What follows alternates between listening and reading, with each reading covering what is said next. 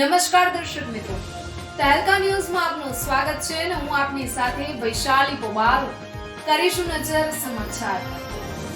ભરૂચ અંકલેશ્વરથી કોસમડી ગામે આવેલી ક્રિસ રેસિડેન્સીમાં બંધ મકાનને તસ્કરોએ નિશાન બનાવી રોકડા 28,000 રૂપિયા તેમજ ચાંદીના દાગીનાની ચોરી કરી પલાયન થઈ ગયા હતા. અંકલેશ્વર જેડીસી પોલીસ મથકેથી પ્રાપ્ત માહિતી મુજબ અંકલેશ્વર તાલુકાના કોસમડી ગામે બડકોદરા કેનાલ માર્ગ પર આવેલ ક્રિસ રેસિડેન્સી 54 નંબરના મકાનમાં રહેતા પવન સોનાર ગત 14મી તારીખે પોતાના વતન મહારાષ્ટ્ર ખાતે ગયા હતા. તે દરમિયાન તેમના મિત્રએ ફોન કરી તેમના મકાનના દરવાજા ખુલ્લા હોવાની જાણ કરી હતી. જે જાણ થતાં જ પવન સોનાર તાત્કાલિક અસરથી અંકલેશ્વર પરત ફર્યા હતા અને ઘરે આવી તપાસ કરતા ઘરમાંથી અજાણ્યા તસ્કરોએ રોકડા રૂપિયા 28,000 તેમજ ચાંદીના બાળકોના દાગીનાની ચોરી કરી લઈ ગયા હતા.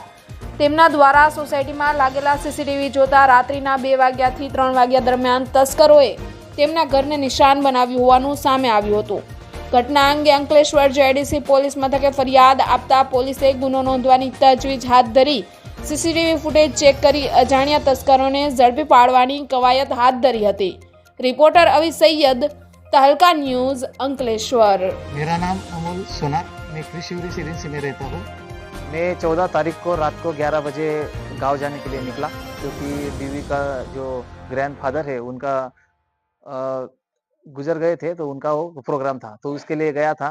तो 11 बजे मैं गया और 6:30 बजे मैं घर पे भी नहीं पहुंचा था. मेरे फ्रेंड लोगों का कॉल आया कि तूने लॉक किया था दरवाजा, तो मैं बोला किया था. तो उन्होंने बोला मुझे कि तेरा दरवाजे तो खुले हैं. तो देखा तो घर में मेरा जो बच्चे का हाथ पैर में जो चांदी के कड़े थे वो गायब हो गए और मेरा 28,000 का जो रिकॉर्ड रकम था और वो भी मिला नहीं. तो बाद में मैं 2 दिन में आया और देखा तो वो गायब भी था सब.